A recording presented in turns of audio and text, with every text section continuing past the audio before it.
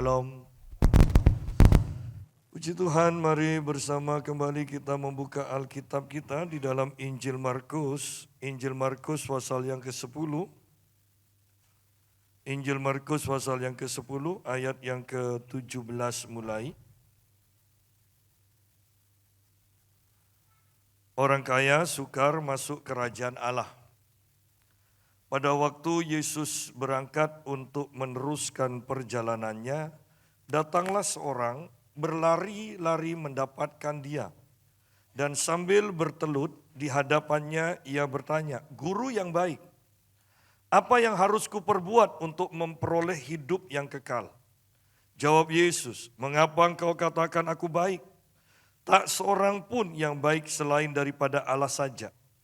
Engkau tentu mengetahui segala perintah Allah, jangan membunuh, jangan berzinah, jangan mencuri, jangan mengucapkan saksi dusta, jangan mengurangi hak orang, hormatilah ayahmu dan ibumu."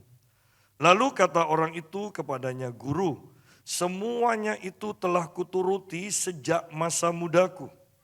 Tetapi Yesus memandang dia dan menaruh kasih kepadanya, lalu berkata kepadanya, "Hanya satu lagi kekuranganmu. Pergilah, jualah apa yang kau miliki dan berikanlah itu kepada orang-orang miskin, maka engkau akan beroleh harta di surga. Kemudian datanglah kemari dan ikutlah aku." Nah, kita berhenti sampai sini dulu. Dikatakan di sini ada seorang muda yang kaya datang kepada Yesus.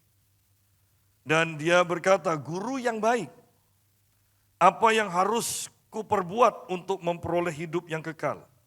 Jawab Yesus, "Mengapa kau katakan aku baik? Tak seorang pun yang baik selain daripada Allah saja." Nah, dari dua ayat ini kita belajar bahwa orang muda ini mencari hidup yang kekal. Orang muda ini kaya. Orang ini melakukan semua perintah Tuhan dan tetap saja ketika kehidupan di dunia ini memuaskan hidupnya, dia tetap mencari kerajaan Allah, mencari kehidupan kekal.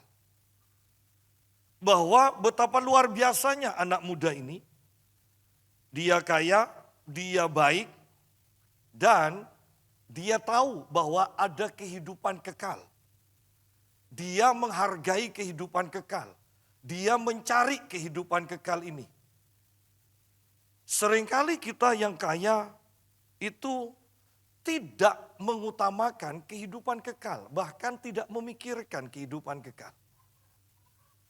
Tetapi anak muda ini luar biasa. Dia mencari hidup yang kekal. Dia ingin memperoleh hidup yang kekal. Sehingga dia datang kepada Yesus.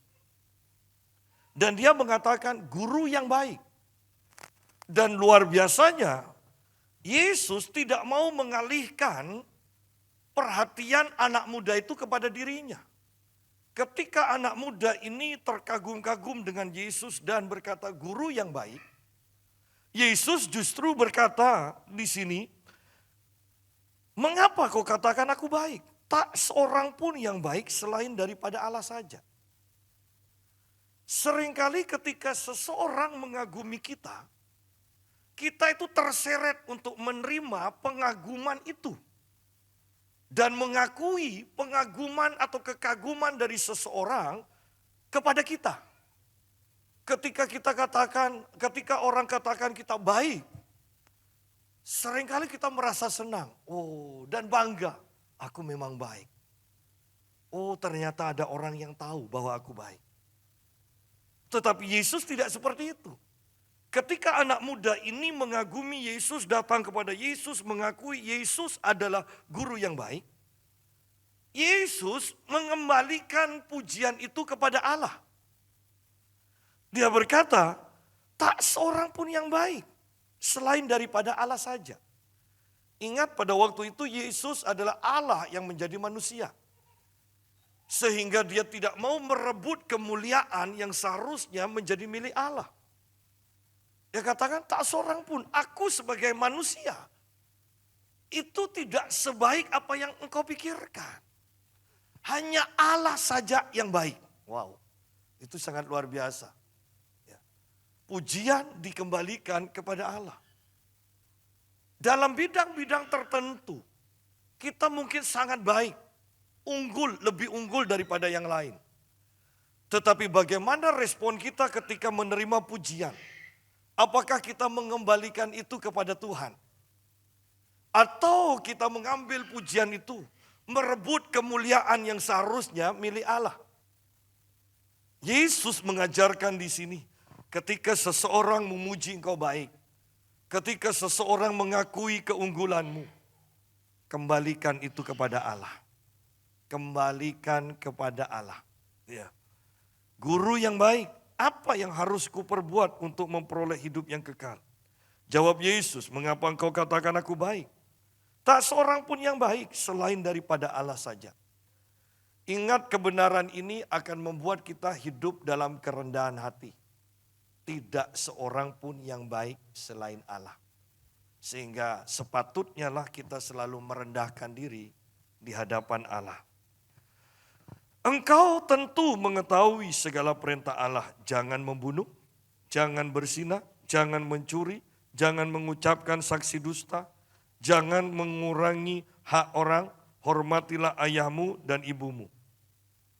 Lalu kata orang itu kepadanya, Guru, semuanya itu telah kuturuti sejak masa mudaku. Wow, bukankah ini luar biasa? Sejak masa mudaku aku melakukan perintah Tuhan. Sejak masa mudaku seluruh perintah Tuhan aku lakukan. Semua hukum Taurat aku lakukan. Kurang apa lagi? Hukum Taurat semua dilakukan. Hidupnya kaya. Anak muda ini terkenal baik. Kurang apa lagi? Ya, kurang apa lagi? Anak muda ini mengatakan, semua telah kuturuti sejak masa mudaku. Ya. Orang lain akan katakan, wow, sempurna hidupnya. Pasti masuk surga. Tetapi mari perhatikan di sini. Ayat selanjutnya, tetapi Yesus memandang dia dan menaruh kasih kepadanya. Lalu berkata kepadanya, hanya satu lagi kekuranganmu. Lihat di sini. Saya percaya anak muda ini pun ketika dia melakukan perintah Tuhan. Dia melakukan perintah Tuhan. Dia melakukan perintah Tuhan. Dia bekerja dan menjadi kaya. Dia menjadi semakin kaya. Tetapi anak muda ini pun tahu bahwa ada satu yang kurang. Ya kan? Ada satu yang kurang. Sehingga hidupnya tidak pernah puas. Tetapi dia sendiri tidak tahu apa satu itu. Ya. Anda lihat banyak orang yang kaya tetapi kemudian bunuh diri.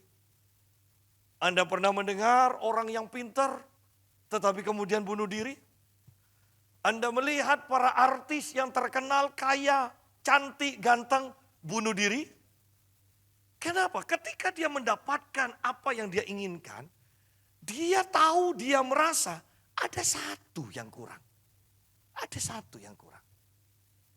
Ya. Sehebat apapun, sekaya apapun kita, ketika kita mendapatkan apa yang kita inginkan, seringkali kita itu tahu dan merasa ada satu yang kurang. Ini yang seringkali membuat orang putus asa dan bunuh diri. Ini yang membuat orang kaya merasa kosong. Ini yang membuat orang yang terkenal merasa kosong.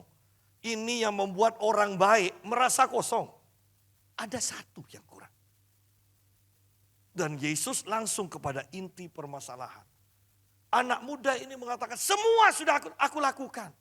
Tetapi aku tahu, ini versi saya sendiri. Aku tahu ada sesuatu yang kurang, makanya aku datang kepadamu. Dan Yesus di sini langsung berkata, hanya satu lagi kekuranganmu. Tidak salah dengan menghormati orang tua. Tidak salah dengan tidak mencuri. Tidak salah dengan dengan tidak membunuh. Tidak salah semuanya. Semua itu baik, semua itu benar.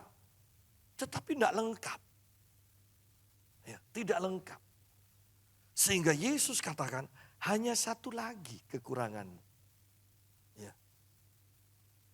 Mungkin Anda kenal orang-orang di sekitarmu yang menurut engkau lebih daripadamu. Tetapi seringkali mereka berkata, enak ya kamu. Ya. Yang lebih kaya berkata kepada yang kurang kaya, enak ya kamu. Yang terkenal, yang sibuk berkata kepada kita mungkin yang tidak sibuk sama sekali, enak ya kamu. Kenapa? Karena mereka tahu ada satu yang kurang. Dan mereka tidak tahu itu apa. Pokoknya ada satu yang kurang. Ya. Pokoknya semua yang mereka dapatkan tidak bisa memuaskan mereka. Mereka tetap merasa kosong. Ada satu yang kurang. Ya. Seorang ahli atom memeriksa tubuh manusia. Dan semua orang yang belum lahir baru, itu ada satu celah di mana tidak ada atom yang menempati ruangan atau celah itu. Dibandingkan dengan orang yang sudah menerima Tuhan Yesus lahir baru, ketika itu diperiksa, celah itu ternyata terisi. Celah itu terisi penuh. Ya. Ini secara ilmiah. Ini secara ilmiah. Banyak kekristenan sebenarnya itu sudah diselidiki secara ilmiah. Ketika orang-orang sekarang itu mencela bahasa roh, tidak benar, itu dari setan, sebagainya. Itu sudah diselidiki antara orang yang beragama lain dengan orang Kristen, bahkan antara orang Kristen yang tidak berbahasa roh dengan orang Kristen yang berbahasa roh. Ketika mereka disuruh berdoa semua, mereka itu diteliti dengan satu alat. Ternyata baik yang agama lain, baik yang Katolik, baik yang Kristen tetapi tidak berbahasa roh, dibandingkan dengan orang Kristen yang berbahasa roh, pada waktu mereka berdoa, dikatakan semua pikiran mereka itu aktif. Tetapi orang yang berdoa dengan bahasa roh, itu pikirannya istirahat. Sama sekali tidak aktif. Sehingga benarlah yang Paulus katakan, bahwa ketika engkau berdoa dengan rohmu, pikiranmu, itu akal budimu istirahat. Ya. Dan betapa pentingnya pikiran kita itu beristirahat. Karena bahkan orang itu bisa stres ketika terlalu sibuk, tidur pun masih mikir. Ya kan, sehingga bangun itu tidak seger. Betapa pentingnya pikiran kita itu istirahat. Ternyata pikiran kita bisa istirahat pada waktu kita berbahasa roh. Dan ini penelitian secara ilmiah. Ya. Betapa jahatnya yang berkata bahwa bahasa roh itu dari setan. Ya. Itu sangat jahat. Nah, kembali pada pembahasan kita. Hanya satu lagi kekuranganmu, dikatakan oleh Yesus. Pergilah, jualah apa yang kau miliki dan berikanlah itu kepada orang-orang miskin. Maka engkau akan beroleh harta di surga. Kemudian datanglah kemari dan ikutlah aku. Ketika anak muda ini mendengar kata-kata ini, dikatakan mendengar perkataan itu, ia menjadi kecewa. Lalu pergi dengan sedih sebab banyak hartanya. Injil Lukas kalau tidak salah berkata, sebab anak muda ini sangat kaya. Pak, apakah tidak boleh memiliki harta untuk mengikut Yesus? Boleh, boleh. Tetapi yakinkah engkau dengan hartamu itu, engkau bisa mengikuti Yesus sampai akhir? Kuncinya di sini bukan menjual harta. Kuncinya di sini ikut Yesus. mengandalkan Yesus, tergantung kepada Yesus. Kuncinya itu di sini sebetulnya. Bukan dengan menjual harta, bukan. Ya. Bukan dengan tidak memiliki harta. Bukan itu sebenarnya kunci utama. Kunci utamanya adalah ikut Yesus. Mengapa harta anak muda ini harus dijual dan diberikan kepada orang miskin? Supaya dalam pengiringan dengan Yesus, dia tidak berbalik lagi ketika ada masalah, ada pencobaan. Dia, kok seperti ini ya? Sudahlah, balik aja ke rumah, hartaku masih banyak, hidupku masih enak. Tetapi ketika anak muda ini menjual semua hartanya, dia tidak memiliki apa-apa. Ketika mengikut Yesus, apapun yang dia hadapi, dia sudah tidak bisa berbalik lagi. Dia harus tetap ikut Yesus. Ya. Kuncinya adalah di sini ikut Yesus. Bukan menjual harta. Bukan menjadi miskin. Bukan. Walaupun ini kalau dirangkum, maka ini sama dengan perintah Yesus yang terutama. Untuk orang-orang Kristen. Untuk pengikut Yesus. Sangkal diri, pikul salib, ikut Yesus. Ya kan? Sama kalau kita rangkum ini. Bahwa kalau kita perhatikan di sini, pergilah jualah apa yang kau miliki dan berikanlah itu kepada orang miskin. Ya. Bahwa kehidupan kasih itu pasti memberi. Ya. Saya ingat istri saya kalau dapat berkat lebih itu bingung. Ya. Dia selalu berkata, siapa lagi ya yang mau dikasih? Loh, siapa lagi yang mau dikasih? Walaupun tidak banyak, tapi pikiran tuh sudah mikir, siapa lagi yang mau dikasih? Kehidupan kekristenan seharusnya membuat kita dikenal sebagai orang yang murah hati. Orang yang murah hati. Kalau punya karyawan sering-seringlah memberi tip. Jangan sering-sering memberi kemarahan. Ya. Seringkali kita punya karyawan tuh kan sering memberi kemarahan kita. Jangan. Seringlah memberi tips. Istri saya berkata dia punya tante.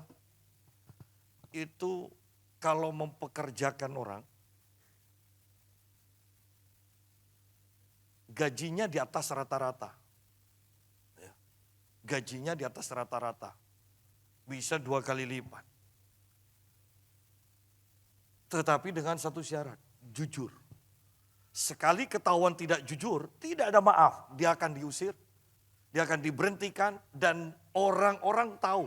Kalau diberhentikan, dia tidak bisa bekerja dengan gaji sama seperti ketika dia bekerja di sini. Ya. Jadilah orang yang terkenal suka memberi. Jangan suka memberi kemarahan, memberi tip, memberi uang, memberi gaji yang layak. Betapa menyedihkan kalau kita sebagai orang Kristen terkenal, kerja ke sini, pelit. Ya. Jangan. Di sini, lihat di sini. Bahwa Yesus pun mengatakan, berikanlah itu kepada orang-orang miskin. Ya. Memberi itu penting. Belajar memberi. Jangan lupa untuk memberi. Ya. Maka engkau akan beroleh harta di surga. Berkali-kali kalau Anda baca Alkitab, ternyata setiap pemberian kita itu adalah simpanan kita di surga. Bayangkan kalau kita tidak pernah memberi. Kita tidak punya simpanan. Anda boleh perhatikan berbagai ayat di dalam Alkitab ini, bahwa ketika berbicara memberi, itu selalu hubungannya dengan simpanan di surga. Ya.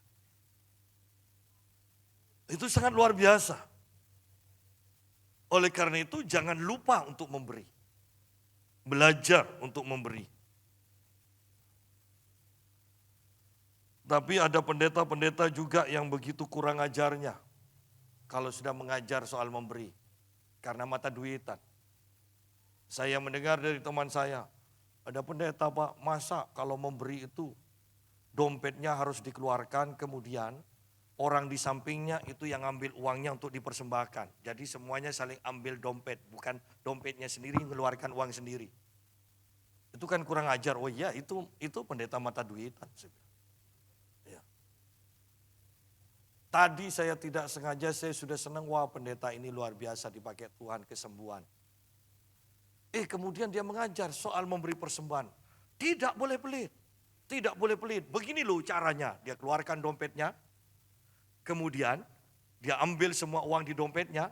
Dibuat persembahan. Buat contoh. Persembahan dijalankan. Tapi yang saya lihat. Hasil dari persembahannya kembali ke dia. Kan repot. Kalau saya memberi persembahan di sini kan yang megang bendahara. Bukan kembali kepada saya. Di sini inilah yang disebut sihir dalam gereja.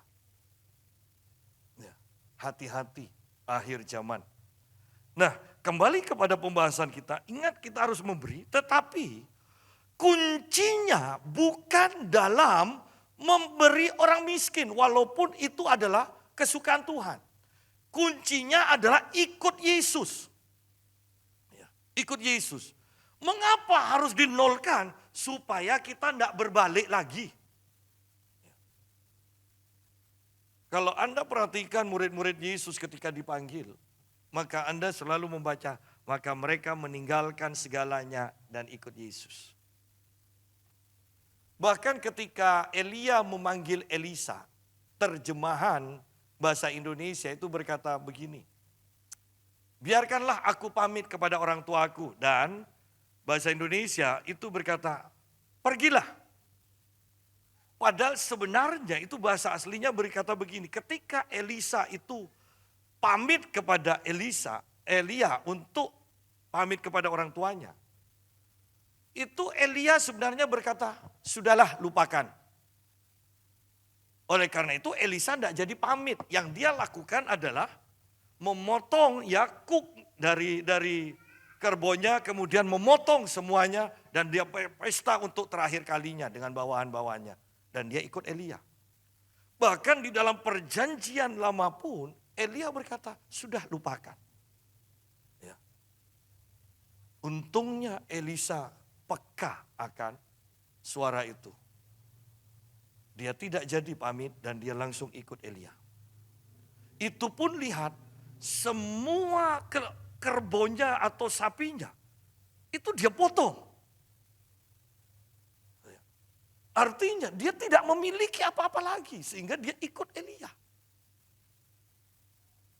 Banyak orang ikut Tuhan itu masih menyimpan sesuatu. Di mana ketika Tuhan kelihatannya sudah tidak memungkinkan menolong kita, kita masih bisa berbalik. Oleh karena itu Yesus katakan dalam perumpamaan, kalau engkau mau membangun rumah, hitung dulu. Jangan sampai dalam pembangunan itu berhenti tengah jalan. Itu bikin malu. Berapa banyak orang Kristen sudah dibaptis, sudah melayani. Berbalik. Hanya karena laki-laki, hanya karena perempuan.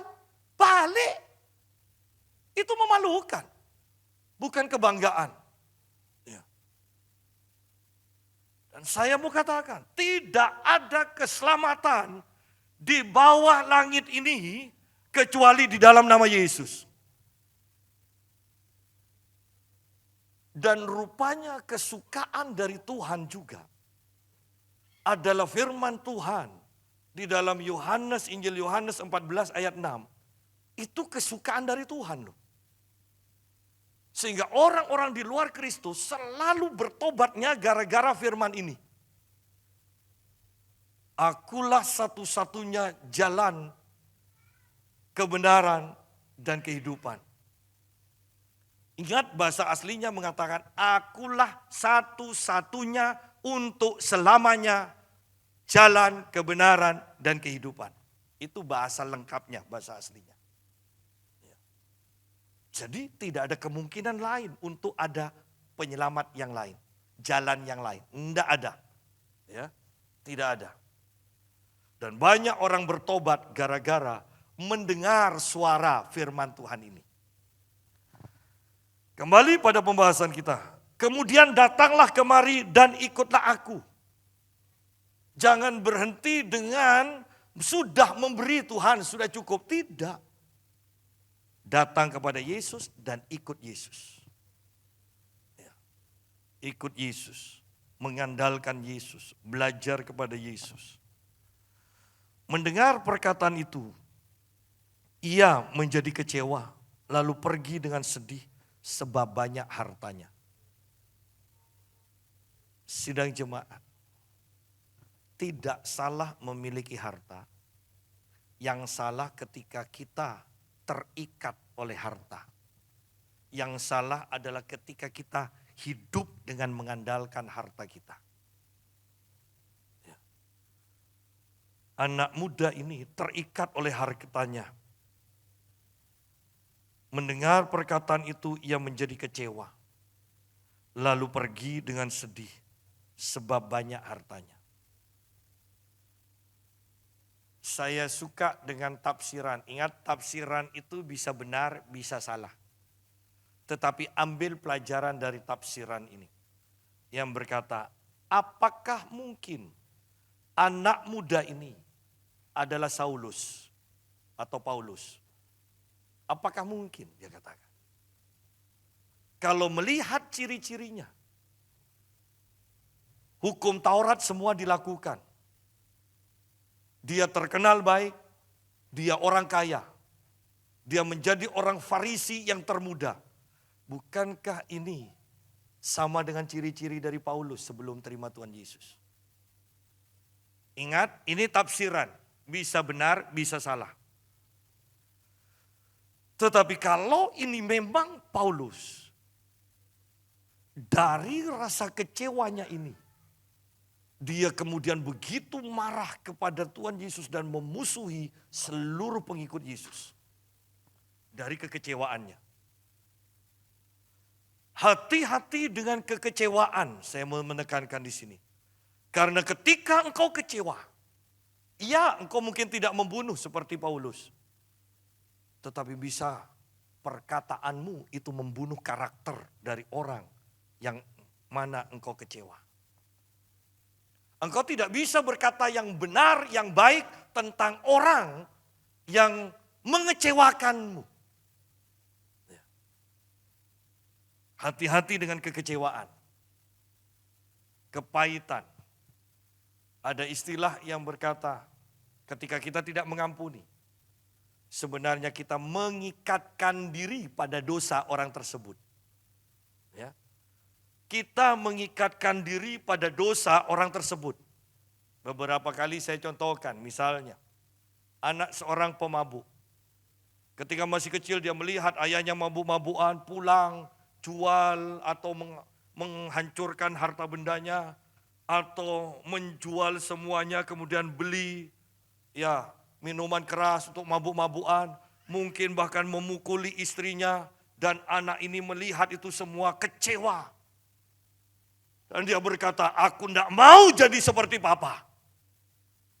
Tetapi seiring dengan waktu, kita bisa menebak anak itu menjadi pemabuk juga. Ya, karena kekecewaan, tidak mengampuni, itu sama dengan mengikatkan diri pada dosa orang tersebut. Ya. Berapa banyak orang-orang yang kecewa dan tetap merasa benar. Tidak mengampuni.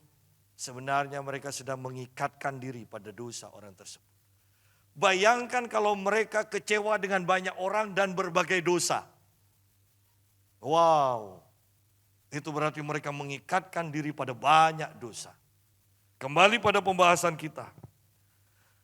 Mendengar perkataan itu, ia dikecewa lalu pergi dengan sedih sebab banyak hartanya. Lalu Yesus memandang murid-muridnya sekelilingnya dan berkata kepada mereka, alangkah sukarnya orang yang beruang masuk ke dalam kerajaan Allah. Ya. Lihat di sini, murid-muridnya tercengang mendengar perkataan itu, Tetapi Yesus menyambung lagi, Yesus mengulang lagi. Anak-anakku, alangkah sukarnya masuk ke dalam kerajaan Allah. Bayangkan di sini, 2 kali Yesus mengulang. Tidak ada sela dengan pembicaraan lain. Ini kan kalau anak sekarang mendengarkan langsung berkata, kok cerewet sih? Tetapi pengertiannya yang benar, kalau itu diulang sampai 2 kali, berarti itu sangat penting. Ya. Amin. Itu berarti terjadilah demikian. Amin, amin. Artinya sesungguhnya akan terjadi seperti itu. Ada penekanan kata sesungguhnya. Nah di sini 2 kali diulang. Alangkah sukarnya orang yang beruang masuk ke dalam kerajaan surga. Anak-anakku, alangkah sukarnya masuk ke dalam kerajaan Allah. Diulang. Dan pada akhirnya, kalau saya singkat, pada akhirnya para murid berkata, tak mungkin bisa masuk ke dalam kerajaan surga. Siapa yang bisa? Bahkan Yesus katakan, bagi manusia mustahil. Sidang jemaat, perhatikan kata-kata itu, mustahil bagi manusia. Dengan segala kebaikanmu, dengan seluruh uangmu, dengan seluruh keunggulanmu, dengan seluruh apapun yang kau miliki, engkau tidak bisa masuk ke dalam kerajaan surga. Kita lihat sekarang. Kalau kita lompat dulu. Ayat 26. Mereka makin gempar dan berkata, seorang kepada yang lain, jika demikian, siapakah yang dapat diselamatkan? Yesus memandang mereka dan berkata, bagi manusia hal itu tidak mungkin. Tetapi bukan demikian bagi Allah. Sebab segala sesuatu adalah mungkin bagi Allah. Sebaik apapun kita, sekuat apapun kita berusaha, kita tidak bisa selamat dan masuk surga. Tidak usah bingung dengan timbangan amal baik dengan dosa. Sekecil apapun dosamu, itu adalah dosa yang akan memisahkan kau dengan Allah. Dosa tidak bisa dihapus dengan amal baik. Dosa hanya bisa dihapus dengan penebusan. Budak tidak akan pernah mengalami kebebasan dengan segala perbuatan baiknya. Tidak ada budak yang bisa bebas dengan perbuatan baiknya. Budak hanya bisa bebas kalau dia ditebus. Ingat, perbuatan baikmu tidak bisa membebaskan engkau dari perbudakan dosa. Engkau hanya bisa dimerdekakan dari dosa, dari budak dosa, hanya melalui penebusan Yesus. Jangan bangga dengan perbuatan baik. Nah, kembali kepada pembahasan kita. Ayat 25. Lebih mudah seekor unta melewati lubang jarum daripada seorang kaya masuk ke dalam kerajaan Allah. Bayangkan itu, lebih mudah seekor unta melewati lubang jarum daripada seorang kaya masuk ke dalam kerajaan Allah. Bahwa bangsa Israel ketika malam matahari mulai tenggelam, maka untuk masuk ke dalam kota itu ada pintunya, kan semuanya benteng. Dan pintu utama itu ditutup. Tetapi di samping itu tidak jauh ada pintu yang disebut lubang jarum. Itu pintu yang kecil. Orang bisa masuk, tapi unta biasanya dibawa oleh tuannya itu menjadi tempat di mana mereka menaruh benda-bendanya, barang-barangnya. Ya. Nah, unta ini tidak bisa masuk ke dalam lubang jarum itu kalau benda-bendanya, barang-barangnya tidak diturunkan. Unta itu juga tidak bisa masuk ke lubang jarum itu kalau dia tidak berlutut. Kalau berlutut bagaimana jalannya? Unta itu ketika sudah berlutut, di depan ada yang narik, di belakang ada yang mendorong. Baru dia bisa melewati lubang jarum itu. Anda perhatikan, unta saja untuk masuk ke dalam lubang jarum harus menanggalkan bebannya, harus mengandalkan orang itu yang akan menolong. Demikian pula kita bisa masuk dalam kerajaan surga. Ketika kita menanggalkan segala beban, segala milik kita ditanggalkan, kemudian kita bukan dengan jalan sendiri, tetapi dengan anugerah Allah yang menarik kita dan mendorong kita. Baru kita bisa diselamatkan. Keselamatan itu tidak mudah. Mustahil bagi manusia untuk bisa diselamatkan. Jangan bangga dengan perbuatan baikmu. Jangan bangga hanya karena engkau beribadah seminggu sekali. Engkau harus tahu bahwa unta itu harus menanggalkan semua milik. Dan unta itu harus mengandalkan orang lain, kekuatan lain. Yaitu anugerah Allah kalau bagi kita. Tidak bisa dengan kekuatan kita sendiri. Ada ayat yang berkata bukan oleh kuat gagah kita, tetapi oleh Roh Tuhan yang akan menolong kita.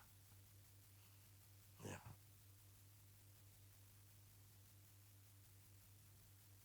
Mereka makin gempar dan berkata seorang kepada yang lain, jika demikian, wow, siapakah yang dapat diselamatkan?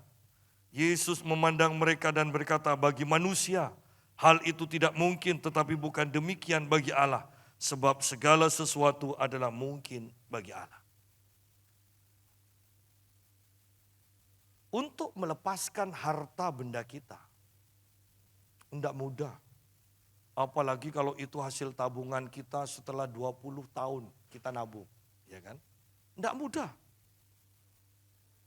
Dan tidak mungkin. Kecuali Allah turut bekerja dalam hidup kita. Kecuali Allah yang mendorong kita untuk melepaskan. Baru itu menjadi mungkin. Ya. Kita perlu Tuhan. Kita perlu Tuhan. Ayat 28. Berkatalah Petrus kepada Yesus, kami ini telah meninggalkan segala sesuatu dan mengikut Engkau. Lihat di sini. Jangan berkata tidak mungkin. Ada yang bisa. Dengan anugerah Tuhan bisa. Petrus berhadapan dengan Yesus dan dia mentaati Yesus. Dia ikut Yesus. Anak muda ini sama berhadapan dengan Yesus, tetapi dia tidak mau mengikut Yesus karena dia lebih cinta akan hartanya. Mudah bagi kita untuk mengatakan aku mencintai Tuhan. Apapun yang Tuhan perintahkan, aku akan turuti. Jangan terlalu berani berkata seperti itu. Pikirkan. Iya, Anda berkata seperti itu karena tidak pernah mendengar suara Tuhan. Tapi kalau Anda tahu dan pernah mendengar suara Tuhan, saya mau katakan, setiap perintah Tuhan itu sangat mengerikan.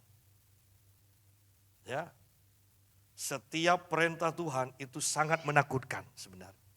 Kalau bukan anugerah Tuhan bekerja dalam hidup kita, kita pun tidak bisa untuk melakukan perintah Tuhan.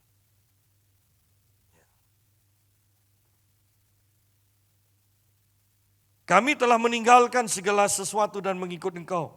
Jawab Yesus. Aku berkata kepadamu, sesungguhnya setiap orang yang karena aku dan karena Injil meninggalkan rumahnya, saudaranya laki-laki atau saudaranya perempuan, ibunya atau bapaknya, anak-anaknya atau ladangnya. Orang itu sekarang pada masa ini juga akan menerima kembali 100 kali lipat. Lihat di sini. Rumah, saudara laki-laki, saudara perempuan, ibu, anak, dan ladang. sekalipun disertai berbagai penganiayaan. Sekalipun disertai berbagai penganiayaan. Ikut Yesus itu pasti mengalami penganiayaan. Ya. Ikut Yesus itu pasti mengalami penganiayaan.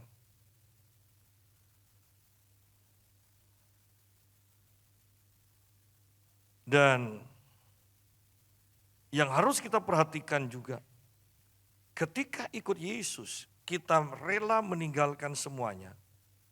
Ada upah selagi ada di bumi ini. Tetapi lihat sekarang, upah itu adalah anugerah dari Tuhan. Karena di sini dikatakan, orang itu sekarang pada masa ini juga menerima kembali. Berarti Tuhan yang memberi. Bukan hasil usahanya lagi. Berarti kita juga harus menyadari, ini adalah pemberian.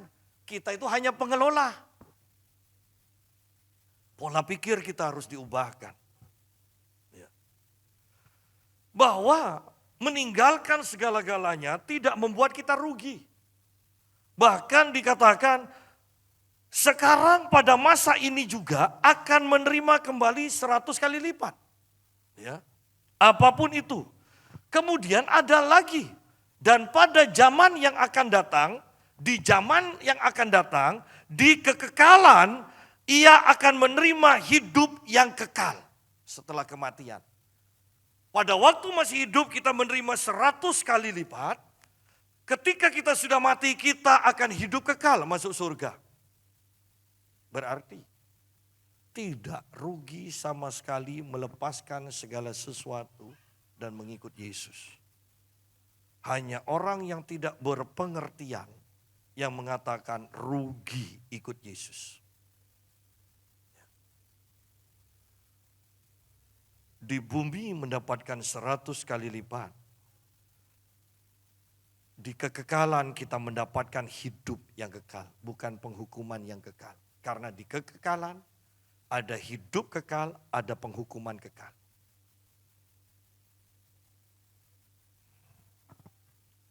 Tetapi banyak orang yang terdahulu akan menjadi yang terakhir. Dan yang terakhir akan menjadi yang terdahulu. Sidang jemaat. Jangan puas dan santai karena kita sudah kenal Tuhan. Karena nanti akan ada orang-orang yang baru yang ternyata akan melampaui iman kita. Oleh karena itu, jangan biarkan api itu padam atau menurun. Biarkan itu terus berkobar. Berdoalah supaya api Tuhan di dalam diri kita terus menyala dan berkobar. Kita akan susul-susulan. Bayangkan seorang atlet, seorang pelari, sudah ada di depan, kemudian agak santai, tahu-tahu ada yang nyusul. Anda bisa bayangkan kalau kurang 1 detik, 2 detik, kemudian ada yang nyusul mendahului dia, betapa menyesalnya dia. Mari pikirkan, ketika kita ikut Yesus, apa yang sudah kita lepaskan? Ataukah kita akan menjadi seperti orang Kristen kebanyakan sekarang? Ikut Yesus bukan melepaskan sesuatu, tetapi ingin dapat tambahan sesuatu. Bukankah itu sekarang yang banyak diajarkan di banyak gereja? Tetapi sebenarnya ikut Yesus adalah melepaskan segala sesuatu. Dan kemudian ikut Yesus, mengandalkan Yesus. Hanya Yesus yang kita andalkan, bukan yang lain. Ikut Yesus berarti kita sudah tidak memiliki apa-apa untuk kembali, untuk berbalik. Kita sudah meninggalkan semuanya. Kita hanya melihat Yesus. Dan saya mau menekankan, Yesus tidak akan pernah mengecewakan kita. Ada berkat 100 kali ganda di bumi. Ada kehidupan kekal yang hanya bisa dijanjikan dan diberikan oleh Yesus. Biarlah perjamuan kudus ini mengingatkan kita akan karya Yesus. Bahwa dosa, perbudakan tidak bisa dihilangkan dengan perbuatan baik. Perbudakan budak dosa hanya bisa dibebaskan, dimerdekakan oleh penebusan. Tuhan memberkati kita semua. Mari saya undang